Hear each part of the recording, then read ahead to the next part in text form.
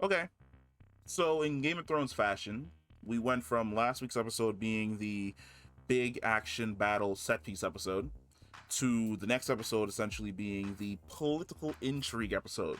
And holy shit, there is a lot of political intrigue. So, the way in which Daemon essentially returns back to King's Landing was not how I was expecting him to essentially return. Because in the books, Daemon stays in the steps for a while. And they don't really do a good job. At least I've only watched the episode one time, so I haven't done my second viewing yet. But at least from this episode, usually there was something that indicated a major passage of time. During the first episode into the second episode, someone says it's been 6 months since the queen died, and the queen died in episode one. Then during episode three, you had Alicent with both baby Aegon as a 3-year-old and then a new baby on the way. So you knew that 3 years had essentially passed since both of those episodes. There wasn't a time indicator, at least not one that I caught off the bat. Maybe somebody caught the time indicator to say exactly how much time has passed since Daemon won his war in the steps and was essentially proclaimed the king of the Narrow Sea.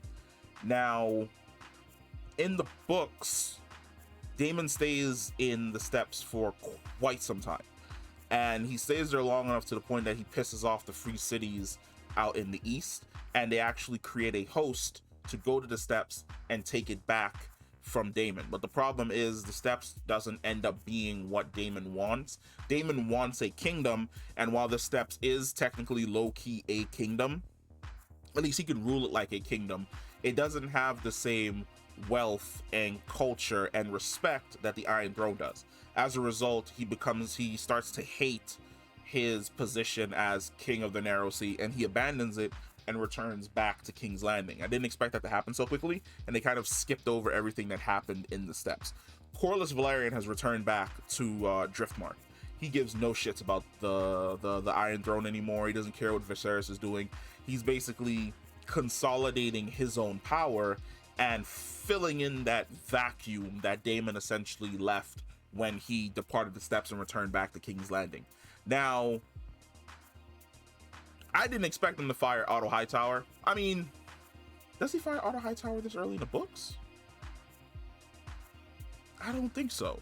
I could have sworn that Otto Hightower is the hand of the king all the way up until the moment that Rhaenyra takes the throne. Or should I say up until the point where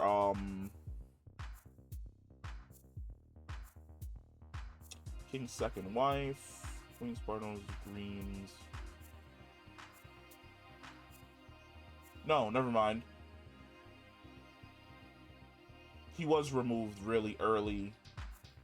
Yeah, he was removed really early from being Hand of the King. I didn't remember that. I do remember that he's going to play a big factor in the war that is essentially going to happen between the Greens and the Blacks, I believe.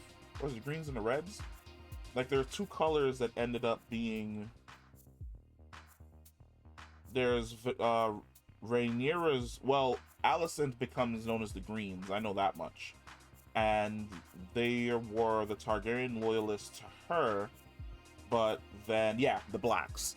Rhaenyra's forces are the Blacks. He returns later on to basically set that entire fucking situation in motion and on fire, because it's exactly as Viserys essentially pointed out.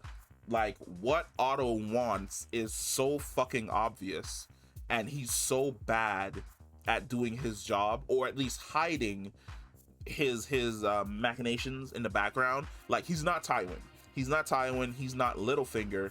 Like, Otto will never rise to their level. Him wanting Aegon to basically sit on the throne is the singular focus in his mind. And I like the fact that Viserys essentially calls him out on his shit. Viserys is like, come on, man, my wife died and you just happened to send your daughter to me as comfort. Like, you didn't even come to me to like sit down and talk to me like man to man. Like, you just happened to send her like to be like a distraction, because Viserys knows what Alicent is. Like, Alicent isn't somebody who loved him out of the kindness of her heart. She was somebody who was forced into her position by Otto to essentially shore up power and get his kids to sit on the throne.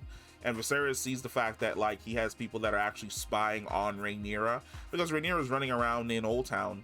Well, not Old Town. She's running around in King's Landing, and no one fucking knows it's her until she goes into the brothel with Daemon. But up until that point, no one knows it's her. But the second she exits the brothel, there just happens to be a spy sitting out there. You had a spy that was basically watching Rhaenyra's every single move. You're not Varys.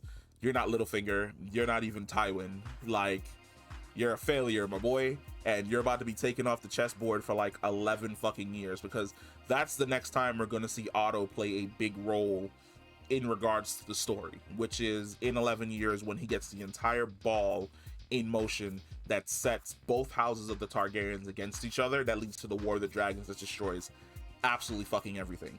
Now, jumping back to Daemon, what the fuck does Daemon want? Daemon wants... It's difficult to more or less pin down what exactly is that Daemon Targaryen wants, because what he wants for the most part is respect, and what he wants is power. Like, he wants... I don't even think Daemon wants to rule. Daemon is very much like Robert Baratheon. All he thinks about is becoming king and ruling the Iron Throne. The problem with Daemon's character, just like Robert's character, is once he gets the Iron Throne, he'll suddenly realize that the chase was way better than the reward. And he'll get bored with it and end up being just like Robert Baratheon, going around sleeping with random women, fathering multiple different fucking bastards. Now, I'm not going to spoil that because that's a book thing, so I want people who are actually watching the show to more or less be shocked when that happens, like, later on down the line. But he has no love for his wife in the Vale, which is a shame, because if Daemon had went to the north and actually been warm and receptive to his wife, then the Vale would have become Dragon Lords. Like, I don't even doubt the fact that the Vale wouldn't have become a force. Well, the Vale is Warden of the East. I believe the Vale is Warden of the East. The Vale of Arryn, given 7 Kingdoms, House Arryn is one of the great houses of Westeros. The Moongate, Arryn's Falcon, Arryn's... Oh, never mind. They're not Wardens of the East. I thought they were Wardens of the East. Who's Warden of the East? Is Warden of the... No, Warden of the South is... Warden of the South is Highgarden. Warden of the West is... the Lannisters.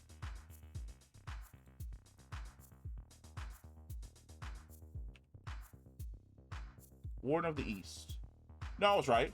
Warden of the East is House... Warden of the East is House Arryn. House Arryn is Warden of the East. Warden of the North are the Starks, of course, because they're the Lords of Winter. Warden of the West... No, wait. Wardens of the South. Warden of the South is House Tyrell. And then Warden of the East should be House Lannister. No, I'm sorry. Warden of the West should be House Lannister. Warden of the West is House Lannister. And then I think the Dornish are Warden of the Sands? Yeah. The Dornish are Wardens of the Sands. Well, I mean, they don't really look at the Warden title because they don't give a shit about it. But, and then Dorne is like its own fucking thing.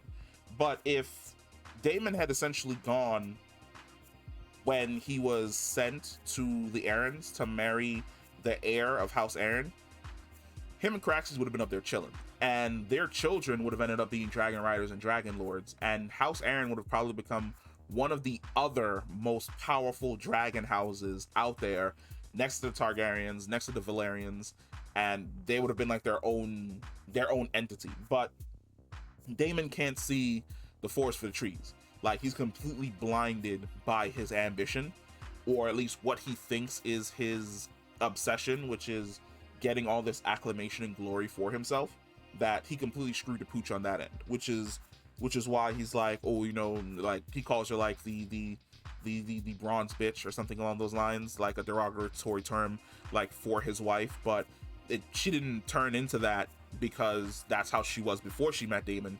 She turned into that because Daemon was a piece of shit. Like the dude never showed up to like be her husband or take any type of like formal role, and we're gonna see just how much of a piece of shit Daemon is when he actually finally goes there and they tell him to basically fuck off.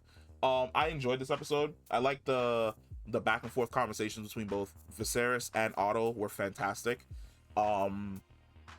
The conversations between Rhaenyra and Alicent were fantastic. There's some great cinematography in this episode.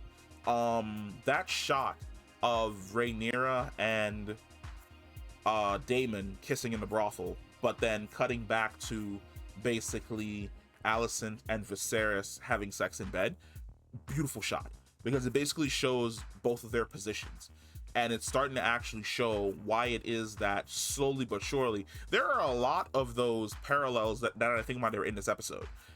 There's the parallel of Rhaenyra walking back to her room and Alicent's in her room trying to calm the baby because the baby's crying, and Rhaenyra just goes into her room and she doesn't have to worry about any of that because it's not her kid.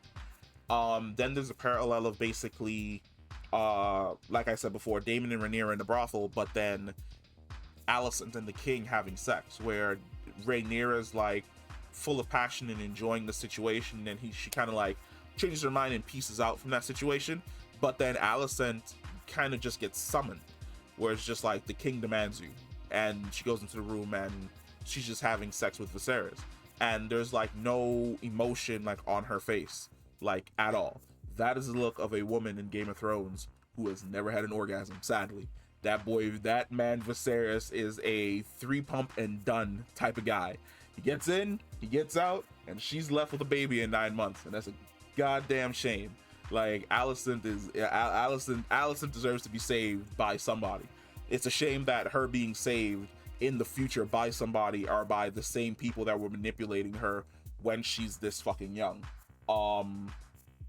But it's basically, I'm gonna make a video talking about basically how Alicent views Rhaenyra and how that's gonna end up souring the relationship between the both of them to the point where Alicent absolutely fucking despises her with like every fiber of her being. But this episode was good, super solid. I know a lot of people don't really like the political intrigue episodes where Game of Thrones is basically talking, but in my opinion, when Game of Thrones is doing its talking, it's A1. And we have George R.R. Martin, plus they actually have the source material to sit down and run from, so the dialogue is always going to be fucking great. So I thought this episode was pretty good as well. But yeah, that's the end of this episode. Let me know how you feel about this episode of Game of Thrones down below. As you know, the Hot D Actions happens every single Sunday at 9 o'clock, and then I'm either going to upload this video right after the episode's over or super early in the morning. Doesn't really matter. Comment below, let me know what you think about this episode, and I will catch you in the next one. Peace.